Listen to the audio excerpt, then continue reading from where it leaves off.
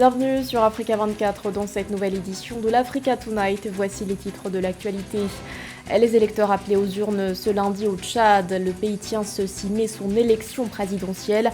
Un scrutin censé acter la fin de 3 ans de transition. La victoire du parti présidentiel à l'issue des législatives au Togo. L'Union pour la République a remporté 108 sièges sur 113. Des résultats encore provisoires qui doivent à présent être confirmés par la Cour constitutionnelle. Et puis colère et consternation en Guinée après l'incendie qui s'est propagé au marché de Madina dans la commune de Matam. Un drame survenu dans la nuit du 2 mai. Bilan, 5 blessés et 26 magasins ravagés par les flammes. Mais tout d'abord, plus que quelques heures avant la tenue de l'élection présidentielle au Tchad, les électeurs sont appelés aux urnes ce lundi pour élire leur nouveau chef d'État. Un scrutin crucial pour le pays puisqu'il doit mettre fin à la période de transition entamée après la mort de l'ancien président Idriss Déby Itno. Transition mise en place en 2021. Globalement, les spécialistes évoquent une campagne électorale qui s'est déroulée dans le calme. Si 10 candidats convoitent le fauteuil présidentiel, les regards seront surtout tournés vers deux d'entre eux, le président de transition Mahamat Idriss Déby et son premier ministre Succès Masra. Pour assurer la transparence de ce scrutin, l'Agence nationale de gestion des élections a accrédité des organisations d'observateurs et certaines ont exprimé leur inquiétude relative au fichier électoral. Dans l'actualité également, les urnes ont rendu leur verdict au Togo. Le parti présidentiel a remporté les législatives du 29 avril dernier. Selon les résultats provisoires de la CENI délivrés ce 4 mai, l'Union pour la République a obtenu 108 sièges sur 113. La même source a par ailleurs donné le taux de participation estimé à 61%. Les résultats doivent désormais être validés par la Cour constitutionnelle. Cette victoire est stratégique pour le parti présidentiel après l'adoption de la nouvelle Constitution, un texte vivement décrié par l'opposition qui fait basculer le régime présidentiel en un régime parlementaire. Écoutons à ce propos le président de la CENI, Dago Yabré. Ces élections se sont déroulées conformément aux dispositions du Code électoral en ses articles 201 et 234 qui disposent respectivement que les députés sont élus au suffrage de liste bloquée à la représentation proportionnelle à la plus forte moyenne et les conseillers régionaux sont élus au scrutin de liste bloquée à la représentation proportionnelle au plus fort reste. À l'issue de la présente proclamation des résultats provisoires, que nous allons commencer par les législatives et bientôt nous allons donner également les régionales dans quelques jours, les différentes listes de candidats sont habilités à saisir les juridictions compétentes pour faire valoir leurs droits et recours. La répartition des 113 sièges se présente comme suit. ADI, 2 députés. ANC, 1 député. DMP, 1 député.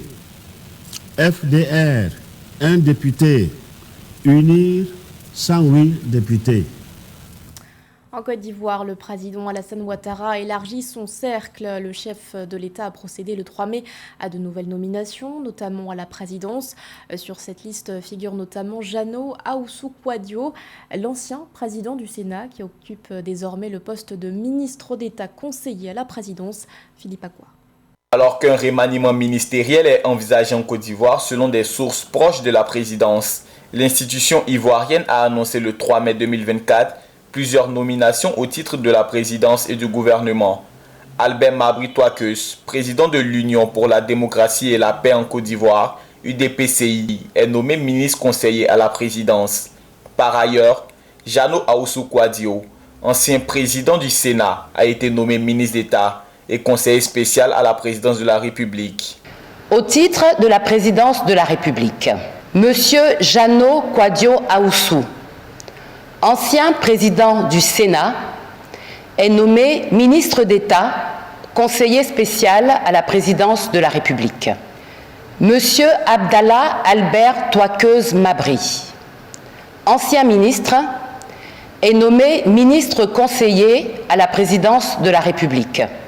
Monsieur Mamadou Sanogo, ancien ministre, est nommé ministre conseiller à la présidence de la République. 5 vice-gouverneurs du district autonome d'Abidjan proches du parti au pouvoir ont également été nommés par le chef de l'État ivoirien, notamment Dan Opaulin. Ancien ministre des Sports et maire de la commune d'Atekoubé, a été nommé premier vice-gouverneur. Jeanne Peumont, qui a précédemment occupé le poste de conseiller spécial du président Alassane Ouattara, chargé du genre et des affaires sociales, a été nommé deuxième vice-gouverneur. Il avait carrément disparu des radars, déjà qui ne pesait pas grand-chose, mais depuis l'élection de 2020, Adrien Maboutoukis avait vraiment disparu des radars. Donc, pour lui donner un peu d'importance, un peu de responsabilité, pour lui donner une certaine cote à l'égard de l'électorat du Grand Ouest, et pour avoir le maximum de voix, pour recueillir le maximum de voix pour les prochaines élections de 2025. Selon les analystes, ces nominations revêtent une signification capitale pour le parti au pouvoir, suggérant qu'elles pourraient constituer une tactique de préparation en vue de la mobilisation en amont de l'élection présidentielle programmée le 25 octobre 2025. L'actualité, c'est aussi cette entente trouvée entre le Conseil de souveraineté et le Mouvement populaire de libération du Soudan Nord. Les deux parties se sont accordées sur l'acheminement de l'aide humanitaire dans les zones contrôlées par le gouvernement et le mouvement, selon un communiqué officiel. Une aide nécessaire à l'heure où le pays est toujours en proie à une guerre meurtrière. Depuis le début du conflit, le 15 avril 2023, le pays fait face à l'une des pires catastrophes humanitaires selon l'ONU.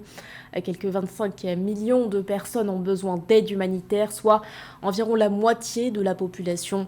Les Nations Unies estiment également que près de 18 millions de personnes sont confrontées à une insécurité alimentaire aiguë. L'agence de notation américaine Fitch Ratings annonce des perspectives économiques encourageantes pour l'Égypte, perspectives qui ont été révisées, passant de stable à positive. L'agence a par ailleurs maintenu sa note à B-. Elle a également listé dans son rapport plusieurs points forts, dont des investissements directs étrangers plus conséquents. Les explications de Philoméntine. L'agence de notation Fitch Ratings a révisé la note de la perspective économique de l'Égypte de stable à positive à B-. Cette révision des perspectives du pays d'Afrique du Nord tient compte des principaux facteurs tels que la diminution des risques de financement extérieur à court terme, des investissements directs étrangers plus importants, des capitaux étrangers supplémentaires, un renforcement des réserves de change du pays. En tant que membre du BRICS, la banque des BRICS qu'on appelle la nouvelle banque de développement consent généralement des crédits à ces pays membres, ce qui fait que ce n'est plus un pays qui à court terme peut se retrouver à court de liquidité. Donc voilà de mon point de vue la principale raison qui fait en sorte que Fitch puisse dire que les perspectives de l'Égypte passent de stable à positives. Deuxièmement, n'oubliez pas également que l'Égypte, au lieu de laisser simplement un seul canal de Suez, en avait fait un deuxième et ce deuxième-là leur apporte suffisamment d'argent. La notation B- accordée à l'Égypte par Fitch Ratings signifie un risque d'un défaut sur la dette, mais avec la présence d'une marge de sécurité. À noter que la dette extérieure égyptienne a augmenté de 3,5 milliards de dollars pour atteindre 168 milliards de dollars au quatrième trimestre 2023. Par ailleurs, le gouvernement égyptien veille à fixer un plafond de la dette publique du pays selon le ministère des Finances. Le marché de la notation financière dans le monde est contrôlé à 95% par 3 grandes compagnies américaines, Standard & Poor's, ensuite Moody's et enfin Fitch. Donc ces 3-là donnent le niveau de risque auquel est exposée une activité de crédit vis-à-vis de chacun de ces pays qui a bénéficié de cette notation. L'enjeu de la notation financière est considérable pour une économie. La notation financière permet notamment d'évaluer les risques liés aux actifs financiers. Au Sénégal, les autorités ont décidé d'augmenter le budget alloué à la campagne agricole 2024. Il a été fixé à 120 milliards de francs CFA contre 100 milliards précédemment. Une enveloppe dévoilée lors d'un conseil interministériel où d'autres mesures fortes ont également été annoncées. Parmi elles, la digitalisation du système de distribution des semences. Fatma Nyang. Au Sénégal, le budget alloué à la campagne agricole passe de 100 milliards à 120 milliards de francs CFA pour l'année 2024, soit une hausse de 20 milliards comparée à 2023. Une décision annoncée lors du Conseil interministériel le 3 mai 2024 et qui est combinée à un ensemble de mesures afin d'assurer le bon déroulement de la dite campagne dans l'équité, l'efficacité et en toute transparence. J'engage Monsieur le ministre des Finances et du Budget à prendre les mesures nécessaires pour solder la dette de l'État vis-à-vis des opérateurs pour les campagnes 2021, 2022 et 2023 au plus tard au cours de la semaine du 6 au 10 mai 2024. Parmi les 23 mesures prises par le gouvernement figure la mise en place d'une plateforme de gestion et de suivi afin de garantir une traçabilité complète des subventions agricoles, de la définition des objectifs de campagne jusqu'aux mises à disposition des intrants aux producteurs, tout en respectant la protection des données personnelles. Toutefois, le démarrage de la distribution des intrants est attendu dans les plus brefs délais. J'engage Monsieur le ministre chargé de l'agriculture à prendre toutes les dispositions requises pour le démarrage effectif de la distribution des intrants en quantité et en qualité dans les plus brefs délais, en accordant une attention toute particulière à l'implication active des coopératives et des sociétés de coopératives. La distribution des semences sera dorénavant assurée par les forces de défense et de sécurité en plus de la digitalisation, selon le chef du gouvernement. Il a également requis un audit du programme Intermac et Sismar d'acquisition et de distribution de matériels agricoles, de magasins de stockage d'intrants et de chambres frigorifiques. Direction à présent la Guinée où un important incendie s'est propagé au marché de Madina. Un incendie survenu dans la nuit du 2 mai et qui se serait déclaré dans un immeuble. Si les causes restent pour l'heure inconnues, plusieurs témoins évoquent un court-circuit. Un drame pour les commerçants qui ont vu plusieurs milliards de francs guinéens de bénéfices partir en fumée. Reportage de notre correspondant Nabila Kamara. Dans la nuit du jeudi à vendredi 2 mai 2024, un incendie apparemment dû à un court-circuit a éclaté dans un immeuble abritant des boutiques de change de devises et de transfert d'argent au grand marché de Conakry, un poumon économique du pays. Les dégâts matériels sont considérables avec 26 boutiques et leur contenu ravagés par les flammes. La Chambre du commerce et d'industrie tente de rassurer les victimes et demande à l'État plus d'accompagnement pour construire des marchés aux normes standards. L'état d'âme de ces victimes aujourd'hui vraiment est déplorable. C'est arrivé, ce n'est pas notre souhait, mais nous demandons au gouvernement de renforcer la Chambre en l'octroyant des terrains à construire parce qu'il y a beaucoup de places pour l'État ici. Si on octroie ça à la Chambre pour que la Chambre construise des marchés à l'image des autres pays, c'est ce qui est bon. Avec l'anarchie, ça ne peut pas aller parce que les véhicules n'ont pas pu rentrer hier. L'incendie en question s'est déclaré plus précisément dans un immeuble situé au cœur du marché de Madina.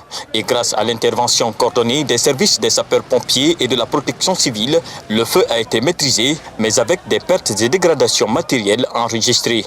Une commission est mise sur pied constituée des services du ministère en charge du commerce et de la sécurité pour établir un inventaire. La commission va faire son constat, va produire un rapport. Le délai imparti à l'existence de cette commission est de 2 semaines, que nous allons recevoir le rapport. À ce niveau, les décisions futures vont être suffisamment informées par le contenu de ce rapport. L'État prendra toutes ses dispositions et personne ne laisserait pour compte. Parce qu'au-delà de tout, tout revient à l'État et tout appartient à l'État, même les investissements. Des mesures provisoires sont prises pour accompagner les victimes et pour l'instant, le bilan humain de l'incendie est de 5 blessés, dont un cas grave. Le gouvernement, quant à lui, assure les victimes de sa solidarité totale dans cette épreuve. C'était le journal de la rédaction. Merci de l'avoir suivi. L'actualité continue sur Africa 24.